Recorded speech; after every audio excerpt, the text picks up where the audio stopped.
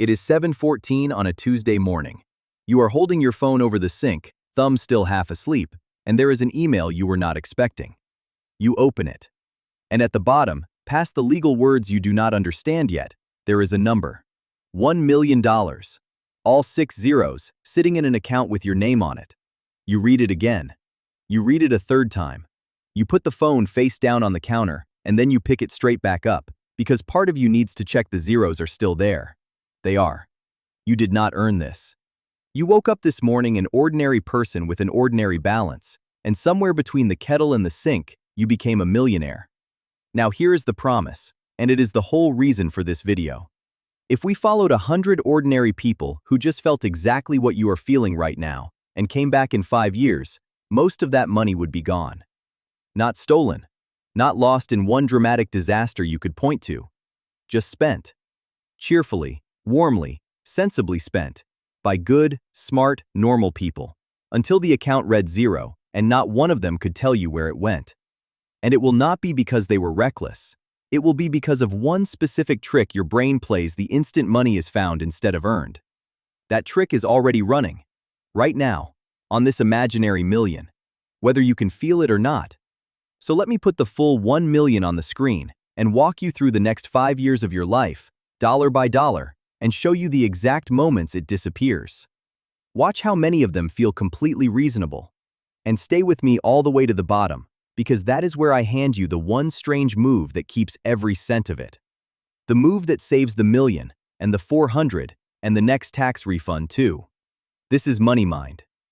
Day 1, $1 million. The balance just sits there, glowing. And here is the first thing you notice, and it is so quiet you almost miss it. It does not feel like yours. It feels like a gift, a bonus. Monopoly money that somehow spends. Your actual salary, the money you grind 2 weeks for, that money feels heavy, earned, defended. You know exactly what it cost you. This does not feel like that at all. This feels like it fell out of the sky and landed in your lap while you were doing the dishes. Hold on to that feeling, because that feeling is the entire trap, and it has a name. Psychologists call it mental accounting. Here is the plain version. Your brain does not treat all money the same. Behind your back, it quietly files money by where it came from, into different envelopes, and it spends each envelope by completely different rules. The money you earned gets a fortress, thick walls, armed guards, a whole story about how hard it was to fill. The money that was found, the bonus, the refund, the inheritance, the winnings. That envelope has almost no walls at all. So the exact same $1,000 has 2 completely different fates. Earn it, and your brain guards it. Find it, and your brain lets it go. Same amount, same paper. The only thing that changed is the story about where it came from. So say this plainly, because we are going to come back to it again and again. The danger here is not the size of the number. The danger is the label. And your 1 million just landed with a giant label stuck to it that says, deep in your head, not real, not earned, easy come. You have not spent a single cent. And the account is already in trouble, not because of you, but because of the envelope it landed in. Watch how fast that envelope opens, because the first drop is coming, and it is going to feel like the most sensible thing you have ever done. Month 1. And you are being responsible. You genuinely are. You are not going to blow it.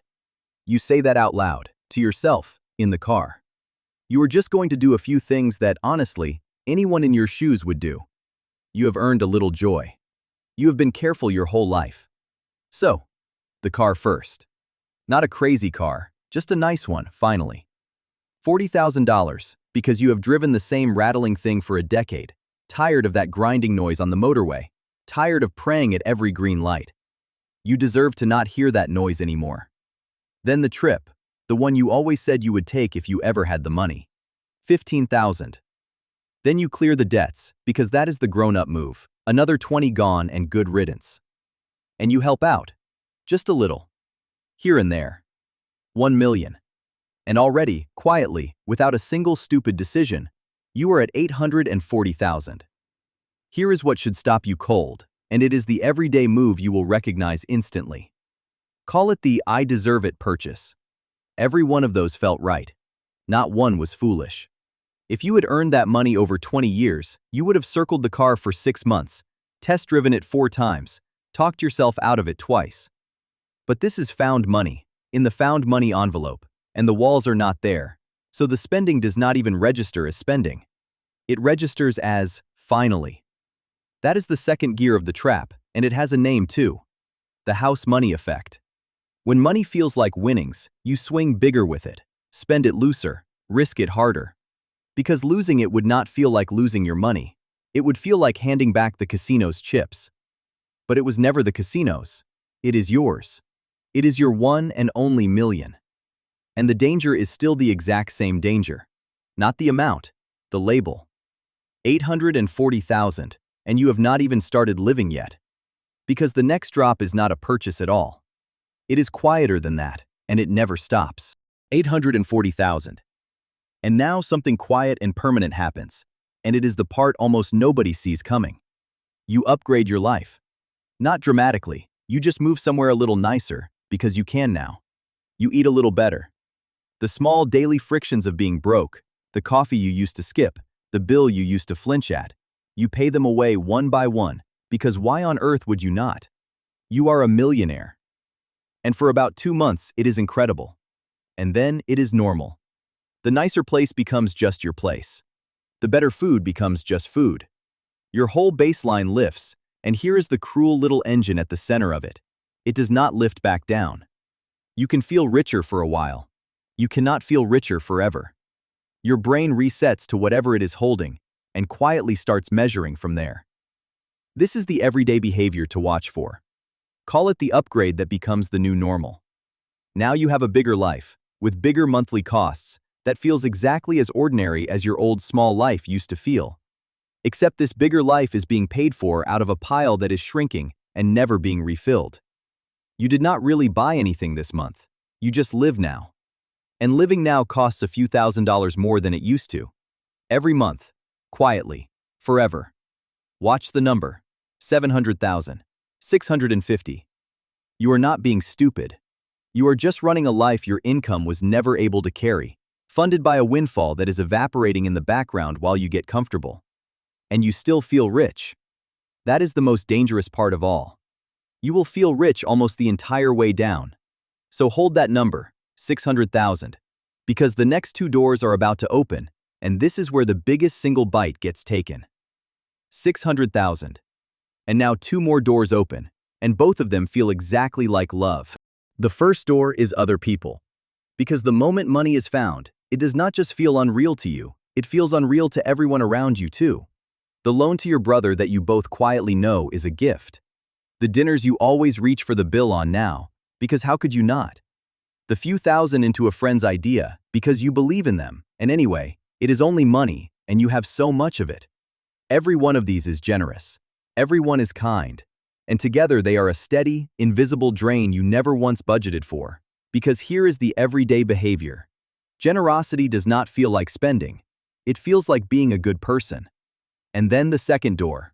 The big one. This is the swing that takes the biggest bite of all, so watch the number closely. Somebody, somewhere, offers you a chance to really grow this.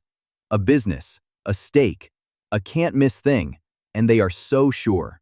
And because this is house money, because your brain still has it filed under winnings, you take a swing you would never in 100 years take with your salary. You put 150,000 into something you barely understand, on a good feeling and a firm handshake, because the downside does not feel real. This is the last everyday behavior, and it is the costliest. The risky bet that feels free. Sometimes it works, but mostly, this is the swing that empties the room. 400,000, 300. The house money effect just did the exact thing it always does. It made the risk feel free, right up until the second it wasn't. Now hold that number in your head, 300,000, because we are about to find out the number was never the point at all. Here is the part that should genuinely unsettle you. You might be watching this thinking, not me, I would be smarter. I would index it, keep my job, stay humble. And maybe you would, for a while. But run the tape all the way forward, and the distance between 1 million and 0 is almost never one big mistake you could have caught. It is 100 small, warm, completely reasonable choices, each one made easy by the same quiet fact. that this money never got filed as real. And here is the truly uncomfortable part. The exact same brain that spends a $1 million windfall down to nothing would do the identical thing with 10 million. It would just take a little longer. Because the problem was never the size of the number. Your brain does not keep a bigger, tougher envelope in the back for bigger sums. It has one found money envelope, the same flimsy one, and it opens the same way every single time. Different amount, same label, same ending. And you are not doing this alone. There is an entire economy that understands this about you far better than you understand it yourself. It knows windfall money is loose money. So the moment you come into it, the ads sharpen. The offers arrive. The friends with opportunities appear from nowhere. The upgrades get dangled at exactly the right height. All of it built to catch the money precisely while it is still filed under not quite real. Your inheritance is somebody else's revenue forecast. They are not waiting on your salary. They are waiting on your winnings, your bonus, your refund, the money you are least likely to defend. The million was never in danger from the world. It was in danger from the label. And that, strangely, is the good news. Because a label is the one thing in this entire story you can actually change. So here is what actually saves it. And notice, it is not what you think. It is not discipline. You cannot white-knuckle your way through 5 years and 100 small warm choices. Nobody can. And it is not a budget. And it is not a spreadsheet, because those fail for the same reason. They fight the spending one decision at a time, and the spending is already winning before you even sit down. What saves the money is one setup, done once, at the very beginning, while the money is still new and still glowing. You cool it down, and you relabel it. That is the whole thing. Let me make it airtight, because it is 3 simple moves and nothing else. 1. Move the entire windfall somewhere with friction, not your everyday account, somewhere slightly boring and slightly annoying to reach, so that touching it takes a real, deliberate decision. 2. Do nothing with it for 6 months. Nothing. No car, no trip, no bet, no rescue, nothing.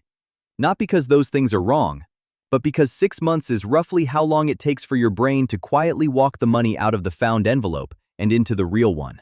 To stop feeling like winnings, to start feeling like yours. 3. Then, and only then, pay it to yourself like a wage, a fixed amount each month, transferred into your normal life like a salary you actually earned. Because the second money feels earned, every fortress wall snaps straight back up, and those 100 warm little choices suddenly feel like spending again. Which means, for the first time, you stop and think about them. That is the entire fix. One setup, done once, not ongoing willpower. You are not becoming a more disciplined person. You are simply refusing to let your brain file a fortune under easy come, because you now know exactly what comes after easy come. And you were never stupid, and you were never greedy. Found money just trips an older wiring, and a whole system is built to profit from it. All you did was relabel the envelope before the system got to it first. So go back to day 1. 7:14 on a Tuesday. The phone over the sink. The $1 million, all 6 zeros, glowing, feeling like it fell out of the sky. The money was never the test. The test is the label your brain slaps on it in the first 10 seconds, and whether you catch it before that label quietly decides the next 5 years for you. Because there really are 2 versions of you, standing at that sink, about to open that account. One of them feels rich all the way down to 0. The other one feels almost nothing at all. Moves it somewhere boring. Waits. Pays itself a quiet wage. And is still, 5 years from now, a millionaire, wondering what all the fuss was ever about. And here's the thing. You do not need $1 million for any of this to matter. The next bonus. The next tax refund. The next unexpected check that lands when you are not looking. Same envelope, same trick, same test. Just with fewer zeros.